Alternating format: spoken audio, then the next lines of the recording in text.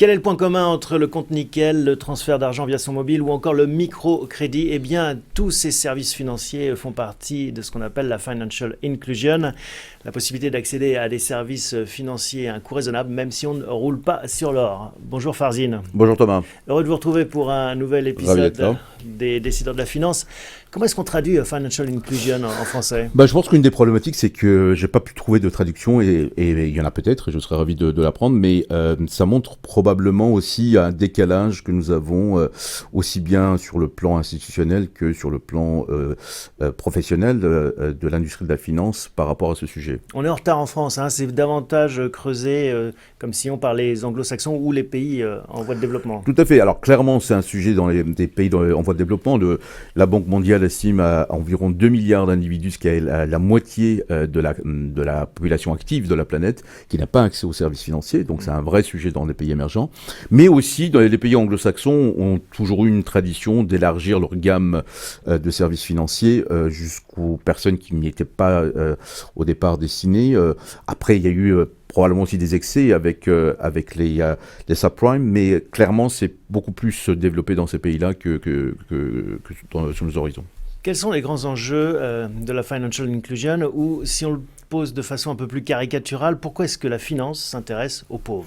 Alors, je pense que il y a un double enjeu. D'une part, il y a un enjeu, je dirais, humanitaire. Il y a le fait que les individus ne puissent pas avoir accès aux services financiers les exclut de la communauté. Lorsqu'on ne peut pas être payé sur un compte, on ne peut pas ensuite avoir accès à des moyens financiers, on ne peut pas faire des transferts, on ne peut pas avoir accès à du crédit, assurance, etc. Donc il y a un enjeu, je dirais, sociétal. Mais il y a aussi un enjeu de business. Tout à l'heure, je le disais, 2 milliards d'individus, c'est un vrai marché. C'est un vrai marché, c'est un bon business. C'est un bon business. Et la raison pour laquelle, jusqu'à ces dernières années, ce marché a été un petit peu laissé de côté, c'était une question de coût d'entrée et la possibilité d'offrir ces services à un coût raisonnable et acceptable à ces personnes.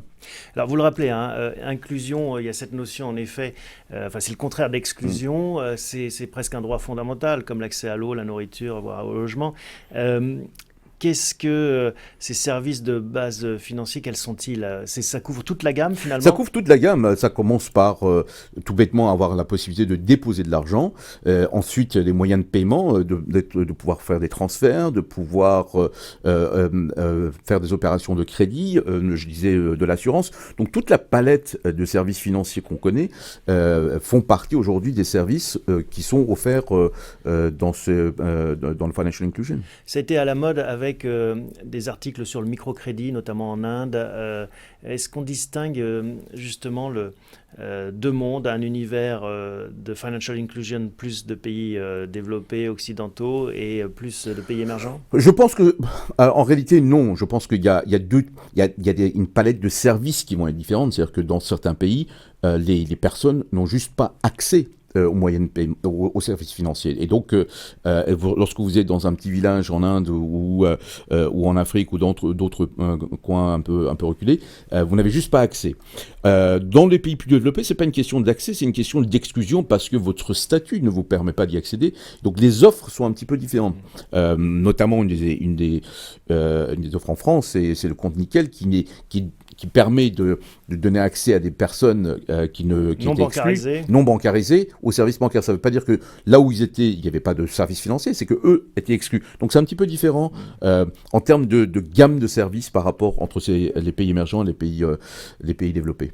Il y a un autre axe important, hein, on peut parler d'axe nord-sud aussi, avec ces transferts d'argent. Bien sûr, il y a que ce soit en Europe, que ce soit en Asie ou en Amérique, il y a bien sûr cet axe d'immigrants qui seront installés, une diaspora dans des pays développés, et une partie de la richesse qu'ils créent dans ce pays sont transférés vers le sud, et être capable de l'autre côté de recevoir ces transferts est aussi un transfert de richesse, c'est aussi un moyen de développer ces pays. Et c'est, on pourrait dire, une inclusion aussi dans la mondialisation. C'est-à-dire qu'il y a l'inclusion de l'individu dans la société, mais il y a aussi justement le rapprochement de ces économies dans cette mondialisation. Clairement, donc être capable de...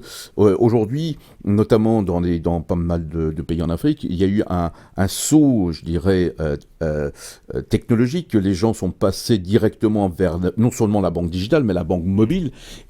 Et si je prends cet exemple, être capable, avec son mobile, de faire des transactions, permet de participer à cette création de richesse mondiale, qui était impossible avant.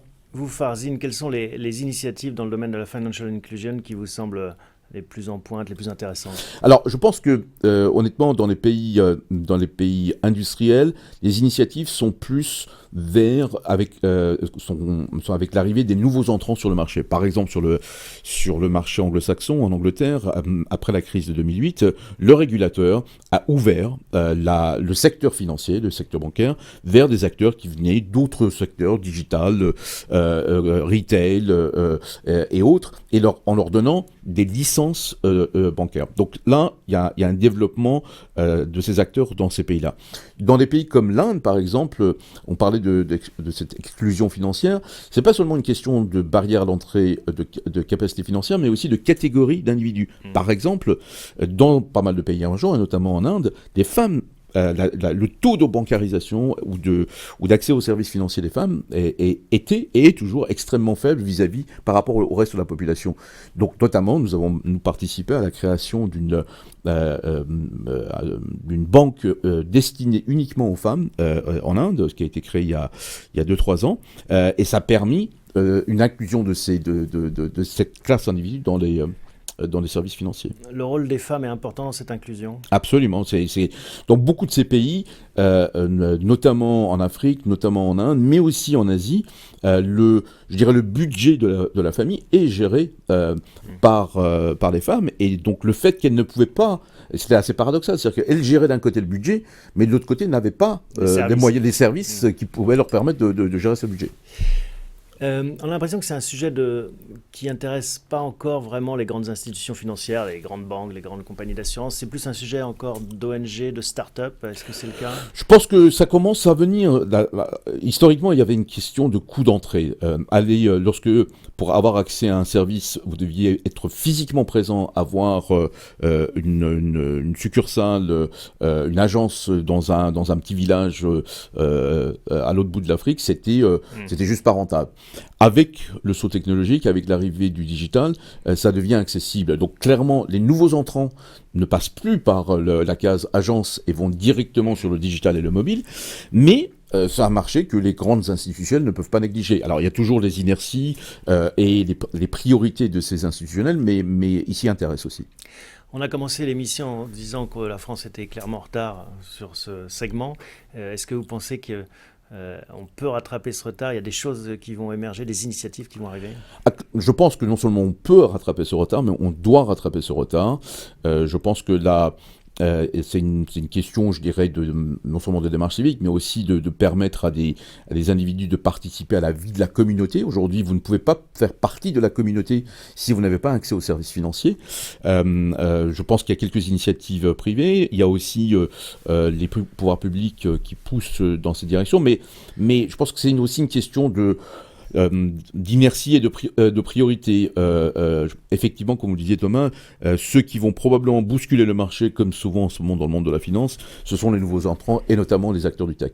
Bon, en tout cas, on voit que la finance, c'est pas forcément le diable, hein. Ça peut aussi rendre de bons services à tout le monde, et c'est aussi sa finalité. Ça permet aussi de permettre à des individus de participer à, comme vous disiez, à cette mondialisation et d'être un acteur et non pas subir cette mondialisation.